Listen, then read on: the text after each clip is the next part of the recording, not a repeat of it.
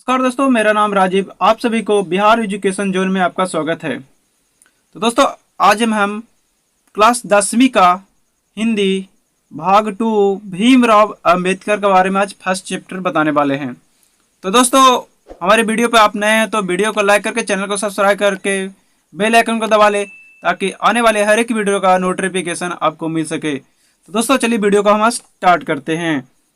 तो दोस्तों, बाबा साहेब भीमराव अंबेडकर का जन्म 14 अप्रैल 1891 ईस्वी महू मध्य प्रदेश में एक दलित परिवार में हुआ था। दोस्तों, उनका जन्म महू मध्य प्रदेश में एक दलित परिवार में हुआ था। मानव मुक्ति के पुरोधन बाबा साहेब अपने समय के सुपरिचित जाने में से एक थे। दोस्तों, बाबा साहेब अपने समय में बहुत ही अच्छे थे। प्राथमिक शिक्षा के बाद बड़ौदा नरेश ने के प्रोत्साहन पर उच्च शिक्षा के लिए न्यूयॉर्क अमेरिका गए। दोस्तों, बड़ौदा नरेश ने उनको प्रोत्साहन करके उच्च शिक्षा के लिए उन्हें अमेरिका भेज दिए। फिर वहां से लंदन इंग्लैंड गए। दोस्तों, अमेरिका पढ़ लेने के बाद फिर वहां से लंदन इंग्लैंड चले गए। उन्होंने संस्कृत का धार्मिक, पौराणिक और पूरी वैदिक बांड अनुवाद के जरिए पढ़ा। दोस्तों, उन्होंने संस्कृत का धार्मिक, पौराणिक और वैदिक बांड के अनुवाद के जरिए पढ़ा और ऐतिहासिक, सामाजिक क्षेत्र के अनेक मौलिक संस्थापनाएं प्रस्तुत की। सब मिलाकर वे इतिहास, मीमांसा, विधिवेत्ता, अर्थशास्त्री, समाजशास्त्री, शिक्षाविद तथा धर्म दर्शन के व्याख्या बनकर उभरे। दोस्तों, मीमांसा, विवेदा, अर्थशास्त्र, समाजशास्त्र, शिक्षावाद व धर्म के उन्होंने बहुत ही बड़े पैमाने पर ज्ञान अर्पण कर लिए। स्वदेश में कुछ समय के लिए उन्होंने वकालत भी की है। दोस्तों, वहाँ रहते भर में दोस्तों बाबा साहेब भीमराव अंबेडकर ने कुछ समय के लिए उन्होंने वकालत भी वहाँ किए। समाज और राजनीति में बेहद सक्रिय भूमिका निभाते हुए उन्होंने अछूतों, स्त्रियों और मजदूरों को मानवीय अधिकार व सम्मान दिलाने के लिए अथक संघर्ष किए। दोस्तों, उन्होंने छूत और अछूत को दूर करने के लिए और स्त्रियों और मजदूर को मानवीय अधिकार दिलाने के लिए उन्होंने बहुत ही संघर्ष किए। उनके चिंतन व रचनात्मक के मुख्यतः 3 प्रेरक व्यक्ति थे, जिसमें से पहला बुद्ध, कबीर और ज्योतिबा फूले। ये भीमराव अंबेडकर के 3 कि प्रेरक व्यक्ति जो साथ देना कुछ समय के लिए।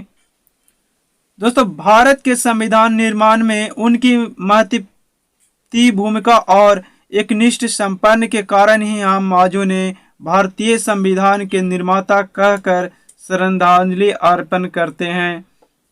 दोस्तों, हमारे भीमराव अंबेडकर ने भारत का संविधान निर्माण किए।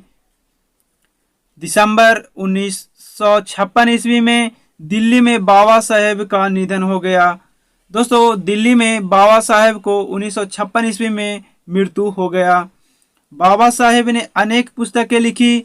उनकी प्रमुख रचनाएं एवं भाषण है the cast in India, there mechanism, genesis and development, the untouchables who are they, who are Shudras, Buddhism and कम्यूज, Buddha and हिमधम्मा, shorts all linguistic status, the right and call of the Hindu, women एलिहेशन of the आदि।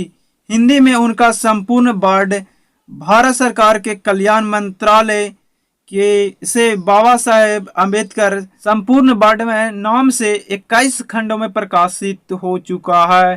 दोस्तों, बाबा साहेब का जो लिखी हुई पुस्तक उन्होंने हिंदी में संपूर्ण वर्ड में भारत सरकार कल्याण मंत्रालय के द्वारा उन्होंने 21 खंडों में प्रकाशित करा चुके हैं। यह प्रस्तुत पाठ बाबा साहेब के विख्यात भाषण एनिहिलेशन ऑफ द कास्ट के ललाई सिंह यादव द्वारा किए गए हिंदी में रूपांतरित जाति भेद व अस्वच्छेद के किंचित संपादन के साथ लिया गया है।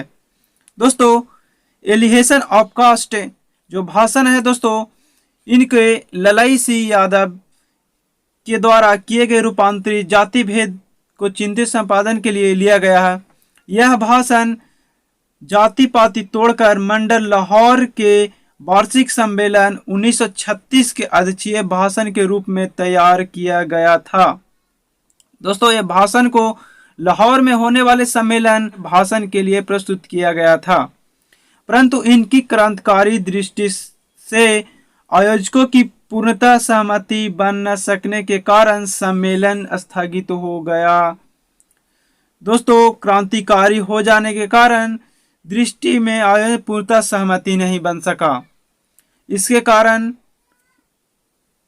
जो भाषण देना था वो स्थगित हो गया और यह पढ़ ना जा सका।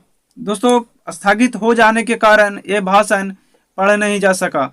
बाद में बाबा साहेब ने इस स्वतंत्र पुस्तक का रूप दिया। प्रस्तुत आलेख में वे भारतीय समाज में श्रम विभाजन के नाम पर मध्ययुगीन